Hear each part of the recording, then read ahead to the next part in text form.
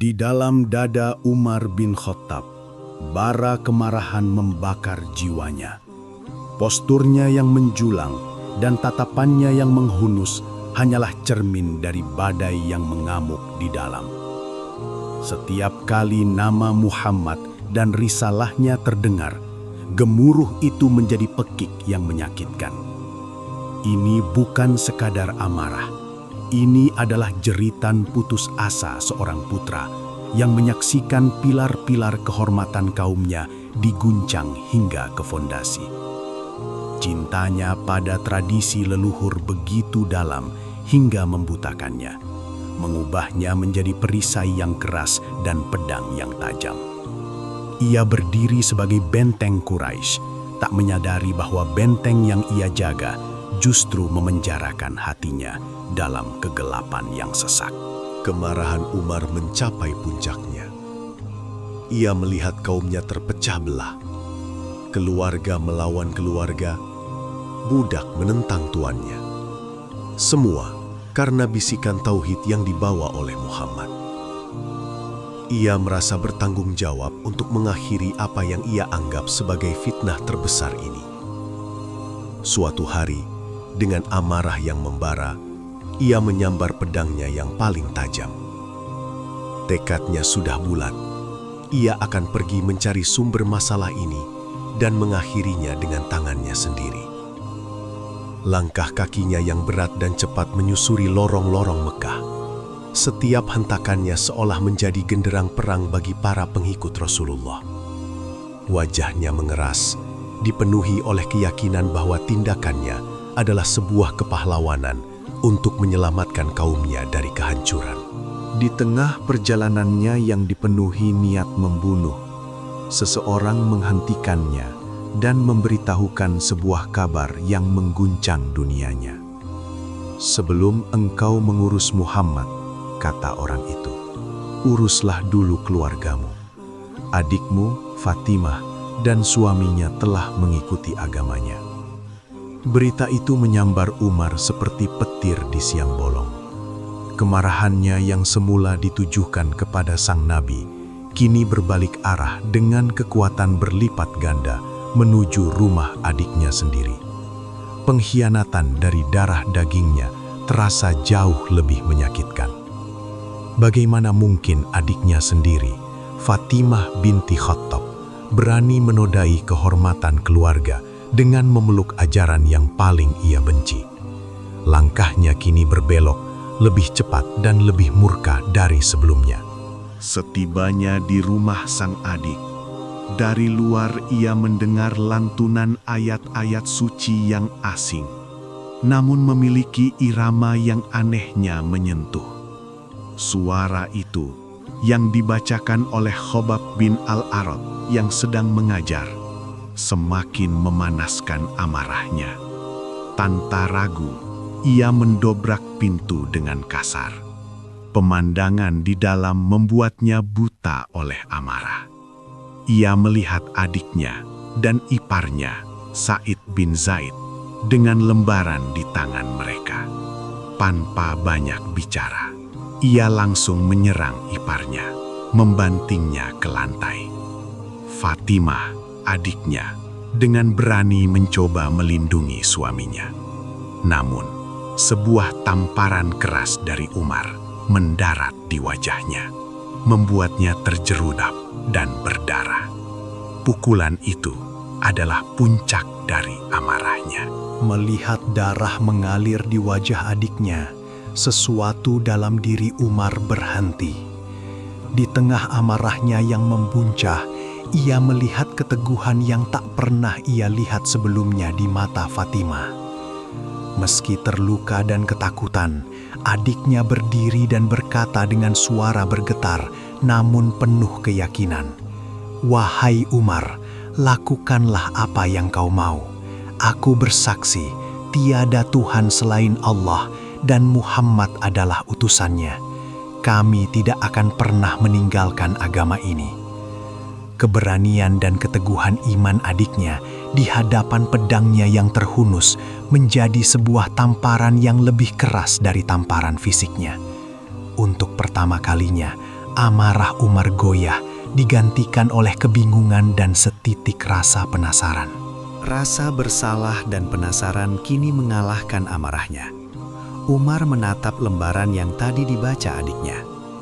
"Berikan tulisan itu padaku," pintanya dengan suara yang lebih lembut. Fatimah menolak. "Engkau najis dalam kemusyrikanmu, dan tulisan suci ini tidak boleh disentuh kecuali oleh orang yang suci." Permintaan adiknya agar ia bersuci terlebih dahulu sebelum menyentuh kalam ilahi adalah sebuah syarat yang tak terduga. Permintaan sederhana itu justru menantang seluruh kesombongan dan statusnya. Namun, keinginan untuk mengetahui apa yang membuat adiknya begitu berani dan teguh kini jauh lebih besar. Dengan berat hati, Umar, sang penentang paling keras, menuruti permintaan adiknya dan pergi untuk membersihkan dirinya. Setelah bersuci, Umar kembali dan mengambil lembaran itu dengan tangan yang sedikit gemetar. Di hadapannya terbentang ayat-ayat awal dari surah Toha. Ia mulai membaca.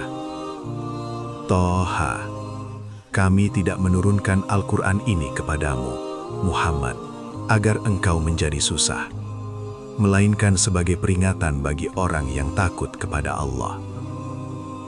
Setiap kata yang ia baca terasa seperti menembus lapisan baja kesombongan dan kebencian yang selama ini menyelimuti hatinya. Kalam itu bukanlah sihir atau syair, melainkan sesuatu yang agung, teratur, dan penuh kebenaran. Kata-kata itu berbicara langsung pada jiwanya yang paling dalam, menjawab pertanyaan-pertanyaan yang tak pernah ia sadari ada di dalam benaknya. Semakin dalam ia membaca, semakin hancur pertahanannya. Ayat-ayat tentang kebesaran Allah, Sang Pencipta langit dan bumi, yang bersemayam di atas arsy, terasa begitu masuk akal dan begitu benar. Kebenaran ini begitu gamblang hingga membutakan mata hatinya yang selama ini tertutup. Air mata mulai mengalir di pipinya yang keras, membasahi janggutnya.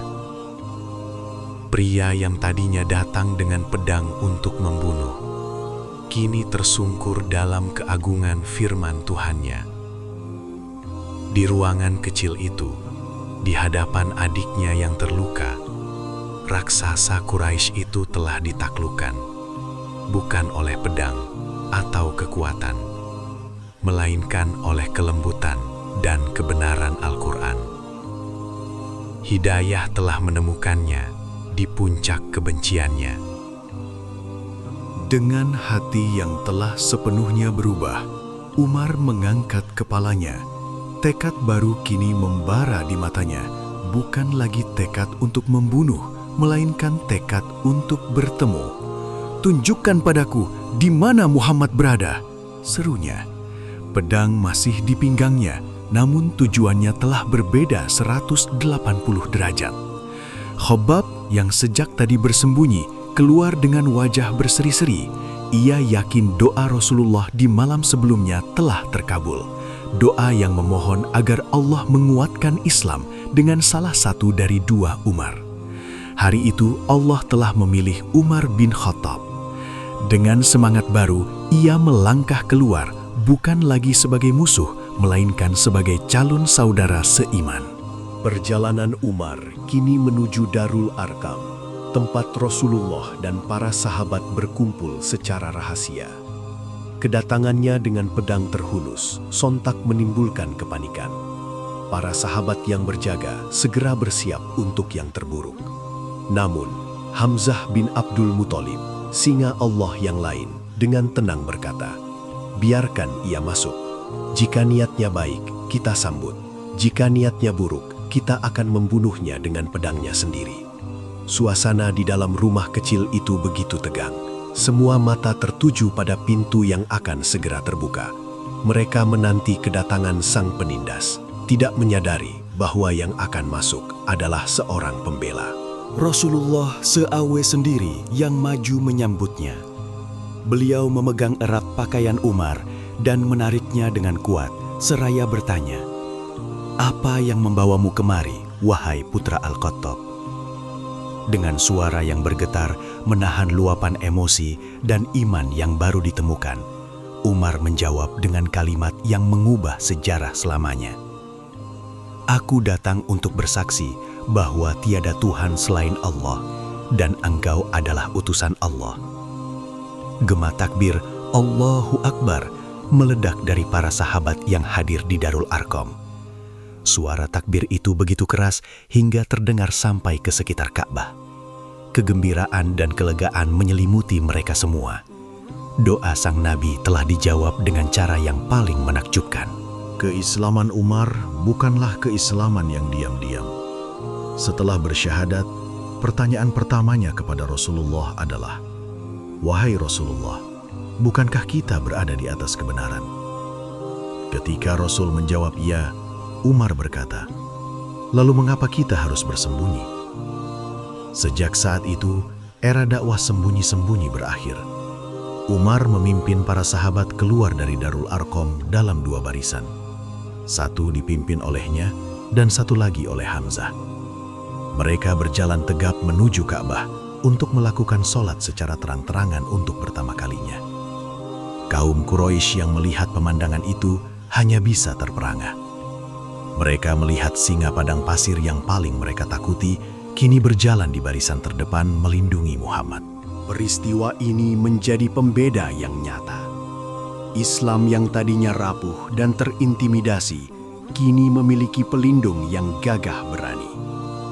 Rasulullah alaihi salam memberinya gelar Al-Faruq yang berarti sang pembeda. Umar menjadi pembeda antara yang hak dan yang batil, antara era ketakutan dan era keberanian. Ia tidak pernah ragu menunjukkan identitasnya sebagai seorang Muslim.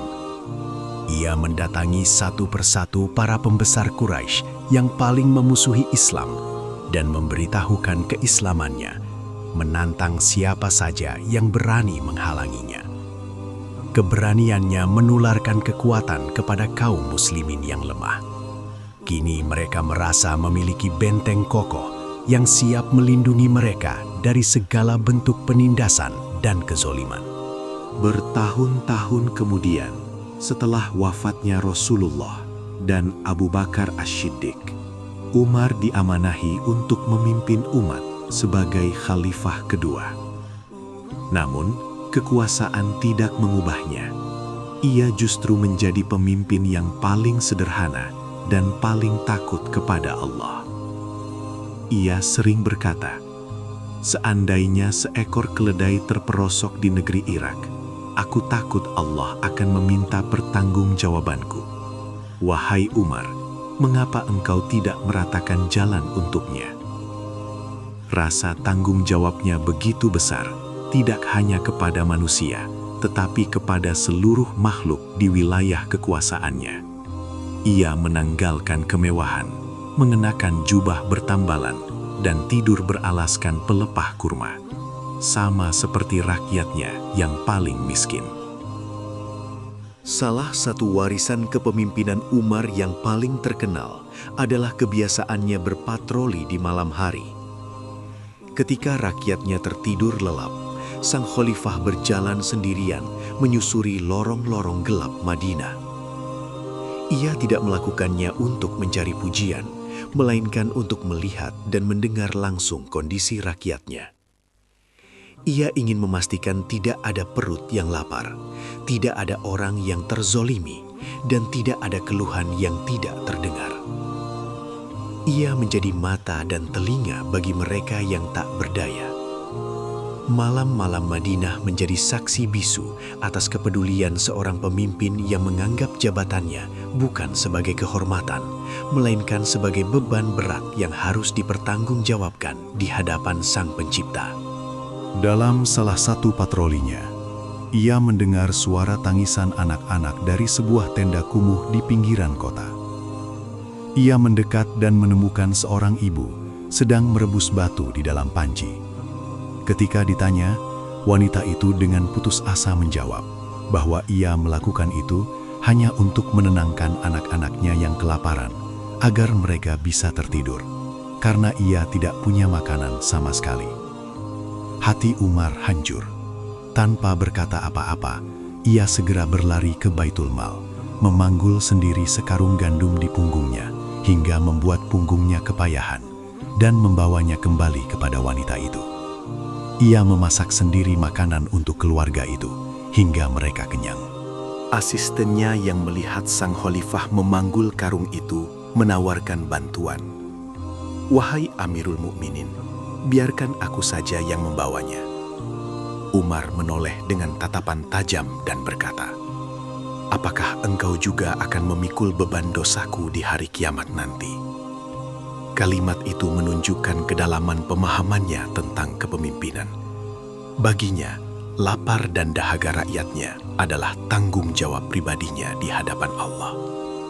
Ia tidak hanya memberikan perintah, tetapi ia turun tangan langsung, merasakan penderitaan mereka, dan memastikan keadilan sampai kepada mereka yang paling membutuhkan. Ia adalah seorang pemimpin yang melayani, bukan dilayani, sebuah teladan abadi bagi seluruh pemimpin setelahnya. Di bawah kepemimpinannya yang adil dan tegas, wilayah Islam meluas dengan pesat, membentang dari Persia hingga Mesir. Namun perluasan wilayah ini tidak diiringi dengan arogansi. Ketika ia memasuki Yerusalem setelah kota itu menyerah, ia datang hanya dengan seorang pelayan dan seekor unta, bergantian menaikinya. Panglima tertinggi dari negara adidaya terkuat di dunia saat itu, memasuki kota suci dengan berjalan kaki, menuntun unta yang dinaiki pelayannya dengan jubah penuh tambalan. Umar bin Khattab mendambakan mati syahid di jalan Allah. Namun ia sering berpikir, bagaimana mungkin ia meraihnya, sementara ia tinggal di Madinah, pusat perdamaian. Namun takdir Allah berlaku. Suatu subuh, saat ia sedang mengimami sholat di Masjid Nabawi, seorang majusi bernama Abu Lu'lu'ah menyelinap dan menikamnya beberapa kali dengan belati beracun. Sang singa padang pasir, penakluk dua imperium besar, roboh bukan di medan perang, melainkan di mihrab saat sedang bersujud kepada Tuhannya. Bahkan dalam sakitnya, ia memastikan sholat tetap dilanjutkan. Ia bertanya siapa pembunuhnya, dan ia bersyukur kepada Allah karena ia tidak dibunuh oleh seorang muslim. Umar bin Khattab wafat 3 hari kemudian dan dimakamkan di samping sahabat tercintanya, Rasulullah Shallallahu Alaihi Wasallam dan Abu Bakar As-Siddiq. Kepergiannya adalah kehilangan besar bagi umat Islam. Kisahnya adalah bukti nyata akan kekuatan hidayah Allah yang mampu mengubah hati sekeras batu menjadi selembut sutra. Dari pembenci paling garang, ia bertransformasi menjadi pelindung terdepan. Dari penindas kaum lemah, ia menjadi pemimpin yang paling adil. Warisan Al-Faruq bukanlah istana megah atau harta melimpah, melainkan teladan abadi tentang keberanian, keadilan, ketakwaan, dan kepemimpinan yang melayani. Sebuah kisah yang akan terus menginspirasi umat manusia hingga akhir zaman.